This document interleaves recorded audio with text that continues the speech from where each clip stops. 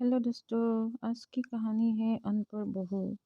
अगर आप लोगों को मेरी कहानी अच्छी लगी तो प्लीज़ मेरे चैनल को सब्सक्राइब कर दीजिए, बेल आइकन को प्रेस कर दीजिए और लाइक और कमेंट कर दीजिए। रुपेश कारगिल की वादियों में एक सिपाही के रूप में तैनात था। वो जब की बार छुट्टियों में अपनी बहन के पास गांव आया हुआ था। गांव में आकर उसे अपने बचपन के दिन यादें ताज़ा हो गई।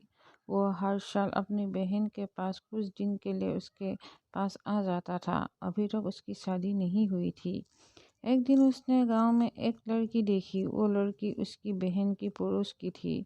वो लड़की इतनी सुंदर थी कि उसको देखकर उसने अपनी बहन को कहा कि तुम इस लड़की से ही मेरी शादी की बात चलाना, क्योंकि इस लड़की से सुंदर मुझे कोई नज़र आज नहीं उसकी आती। बहन ने उसका रिश्ता उसी लड़की से करवाने के लिए उसने अपने भाई को अपने गांव बुलाया था।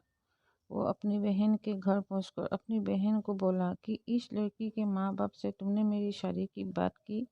उसकी बहन बोली, हाँ, मैंने उसके घर वालों से तुम्हारी शादी की बात चलाई है। ये लड़की हमारी जात की नहीं है। वो बोला, मुझे जात बात से कुछ नहीं लेना। उसकी बहन बोली, उसके पिता के पास देने के लिए इतना दहेज भी नहीं है। वो अपनी बहन को बोला, बहना, मुझे दहेज बहेज से कुछ नहीं लेना देना, क्योंकि ये मुझे इतनी पसंद आई है कि वो चाहे किसी भी जाति की हो, मुझे कोई फर्क नहीं पड़ता है। उसकी बहन बोली, मेरे भाई, उस लड़की के पास भाई बहन है। वो एक गरीब परिवार से संबंध रखती है। एक महत्वपूर्ण बात तो मैं बताना ही भूल गई। ये लड़की अनपढ़ है। इसके माता पिता ने इसे स्कूल में नहीं भेजा। ये लड़की इतनी सुंदर है कि कोई भी लड़का इसकी सुंदरता पर मोहित हो जाए। वो अपनी बहन से बोला, मेरी बहन, मुझे तो सुंदर बीवी ही पसंद है। अपने दोस्तों के साथ इसे कैसे मिलाना है, इस सारे कायदे कानून में इसे सिखा लूँगा। मुझे इससे कोई फ़र्क नहीं पड़ता। इसके बावजूद भी मैं इससे शादी करने के लिए तैयार हूँ। अपने भाई की बात सुनकर उसकी बहन हैरान रह गई। वो सोचने लगी कि मेरा भाई कितना दिलदार है। उसने ऋषि की माता पिता को बुलाया। उन्होंने इतना अच्छा लड़का देखकर कहा, हमें भला शादी से क्यों इनकार होने लगा। हमें ये रिश्ते मंजूर है, एक शर्त पर। हमें ये रिश्ता मंजूर है। हमारे पास अपनी लड़की को देने के लिए दहेज नहीं है। उसने उनके मम्मी पापा को कहा कि कल शादी के लिए अच्छा मुहूर्त है। आप हम दोनों की कल ही शादी करवा दो। अभी मुझे भी छुट्टी है, परंतु ना जाने मुझे कब युद्ध क्षेत्र से बुलाया आ जाए। इसलिए मैं चाहता हूँ कि अपनी शादी के प्रस्ताव अपने बूढ़े माँ बाप की इच्छा को अवश्य ही पूरी कर दूँ। लड़की वाले मान गई। उन्होंने दूसरे ही दिन रुपेश और उसकी शादी कर दी। उसने अपनी बहन को गले लगाया और कहा, अगले साल मैं फिर आपके पास आऊँगा। ये कहकर उसने अपनी बहन से विदा मांगी। शादी करके अपने घर वापस आ गया था। उसकी पसंद को देखकर लोग उसे कहते, वाह, क्या सुंदर परी जैसी दुल्हन लाए हो। रुपेश अपने मन में कहीं ना कहीं सोच रहा था कि पहले उसे समाज में उठने बैठने के तरीके सिखा देता हूँ। मैं अपने दोस्तों के साथ उसे यूँ नहीं मिलवा सकता हूँ, क्योंकि गांव के रहन सहन और शहर के तरीके में दिन का अंतर है। ऋषि को अपने साथ क्लब होटल में ले जाने लगा। वो उसके परिवार में पूरी तरह से घुल मिल गई, लेकिन पढ़ाई के नाम पर बिल्कुल शून्य थी। उसने एक कक्षा तक भी पढ़ाई नहीं की थी। उसे देखकर कोई भी नहीं कह सकता था कि वो पढ़ी लिखी नहीं है। जब भी वो अपने घर छुट्टी पर आता तो उसे लेकर अपने दोस्तों से मिलवाता। उसके माँ बाप ने उसे एक दिन जरूर कहा था कि बेटा, बहू देखने में तो सुंदर है, परंतु है तो हमारी तरह अनपढ़, क्योंकि अब तो घर में तीन तीन अनपढ़ इकट्ठे हो गई है। अपने बच्चे को भी ये पढ़ा नहीं सकेगी, और तुम तो युद्ध क्षेत्र में रहते हो। जब तुमने शादी कर ही ली है तो अब हम क्या कह सकते हैं। रुपेश को युद्ध क्षेत्र से बुलाया आ चुका था। उसे दूसरे दिन ही रणभूमि में जाना था। उसने अपनी पत्नी से विदा ली। उसकी पत्नी ने तो रोते हुए अपने पति को विदा किया। वो बोला, अरे पगली, अपने पति को हंसते हुए विदा करते हैं, क्योंकि मातृभूमि की रक्षा करने का अवसर तो किसी किसी भाग्यवान को ही मिलता है। तुम्हें तो अपने पति पर गर्व करना चाहिए। उसने अपने पति को माथे पर तिलक किया और वो उसे जाते हुए उसे बाहर तक छोड़ने आई थी। रुपेश को गई हुई काफ़ी दिन हो चुके थे। एक दिन उसके घर पर तार आई। डाकिया तार देकर गया। जब उसने तार शब्द सुना तो वो जोर जोर से रोने लगी और रो रो कर उसने अपने सास ससुर को कहा कि शहर से तार आई है। वो फूट फूट कर रोने लगी। उसको रोता देखकर उसके ससुर भी रोने लगे। उसने अपने देवर को बुलाया। उसके देवर को पता चल चुका था कि शहर से तार आई है।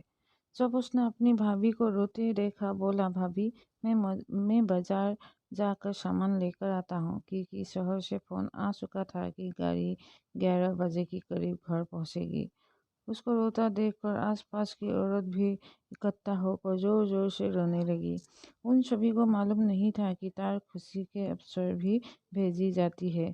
उन्हें तो यही मालूम था कि तार तो मरने पर ही भेजी जाती है। फोन पर भी आवाज़ साफ नहीं सुनाई दे रही थी। उसका देवर जाकर कफन ले आया था। उसके माँ बाप ने सब लोगों को इकट्ठा कर लिया था। चारों ओर चीखने चिल्लाने की आवाज़ आ रही थी। रूसी ने सफ़ेद साड़ी पहन ली थी। उसने फोन पर सुना था कि गाड़ी 11 बजे घर पहुंच जाएगी। उसके घर में लोगों को इतनी ज़्यादा भीड़ थी कि उसके घर में बैठने के लिए जगह भी नहीं बची थी।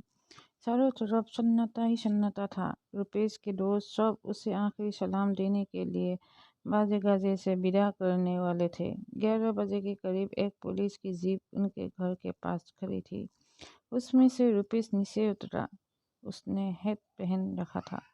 उसने जैसे ही घर में सन्नाटा देखा और वहाँ से रोने चिल्लाने की आवाज़ सुनी तो उसके कानों में घंटियाँ बजाने लगी। वो सोचने लगा कि कहीं मेरी पत्नी को तो कहीं कुछ तो नहीं हो गया, मेरी बुरी माँ या पिता को तो कुछ तो नहीं हो गया, जो लोग जोर जोर से रो रहे हैं। उसके दिमाग में तरह तरह के ख्याल आ रहे थे। वो दौड़ा दौड़ा अंदर गया और अपनी माँ के पैर छूकर बोला, माँ प्रणाम। उसकी माँ अपने बेटे को देखकर चौंकी और उसे देखकर खुश हुई। वो बोली है, भगवान क्या अनर्थ कर डाला। बहू ने हमें क्या खबर दी। रुपेश बोला कि मैंने अपने आने की खबर आपको तार के माध्यम से दी थी। ये वो बोला और फोन पर यह भी कहा था कि 11 बजे तक हम आ जाएंगे। रुपेश की बुरी माँ अपनी बहू के पास आकर बोली, अरे तुमने ये क्या अनाथ कर डाला, मेरा बेटा तो जिंदा है। वो बोली कि आज सुबह ही डाकिया तार देकर गया था। मुझे क्या पता था कि तार में अच्छी खबर भी आती है। मुझे तो पता था कि तार में बुरी खबर ही होती है।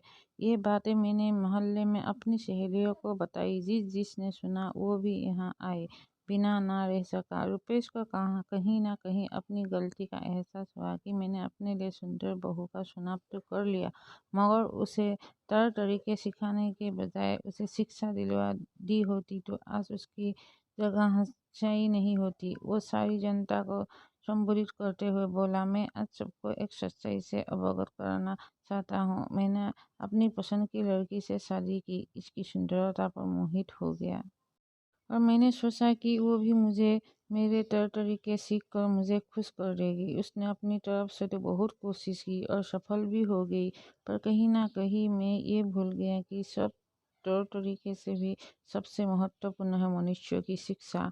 इंसान अगर पढ़ा लिखा होगा तो वो दुनिया के किसी भी क्षेत्र में चले जाए, वो कभी निराश नहीं होगा। बिना शिक्षा के उसका जीवन अधूरा है। इसलिए शिक्षा, चाहे वो नौजवान हो या बड़ा, हर एक व्यक्ति को शिक्षा अवश्य प्राप्त करनी चाहिए। इस बात के लिए मैं रूसी को दोषी नहीं ठहरा सकता, क्योंकि मैंने उसे कभी शिक्षा प्राप्त करने के लिए जोर नहीं लगाया। आज सबके सामने मैं ये प्रण लेता हूँ कि अपनी पत्नी को शिक्षा दिलवाने के लिए मुझे जो कुछ भी करना पड़ेगा, मैं पीछे नहीं हटूंगा। उसने ऋषि का हाथ पकड़ते हुए अपने दोस्तों से मिलाया और कहा कि मेरी पत्नी बिल्कुल अनपढ़ है। इसके पिता ने उसे कभी स्कूल नहीं भेजा, परंतु आज से मैं इसे पढ़ लिख कर इतना काबिल बनाऊंगा, मैं शायद जीवित रहूं या नहीं, वो अपने बच्चे को तो अच्छी शिक्षा दिलवा सकती है। उसने पौरो शिक्षा केंद्र जाकर अपनी पत्नी की पढ़ाई के लिए एक खत लिखा। उसकी पत्नी ने पौरो शिक्षा केंद्र में जाना स्वीकार कर लिया था। वो वहाँ पर जाकर काफ़ी कुछ पढ़ना लिखना सीख गई थी। जब वो अपने मायके आई तो अपनी माँ को भी उसने कुछ कुछ पढ़ना लिखना सिखा दिया था। ये कहानी उस समय की है जब तार के माध्यम से ही संदेश भेजे जाते थे।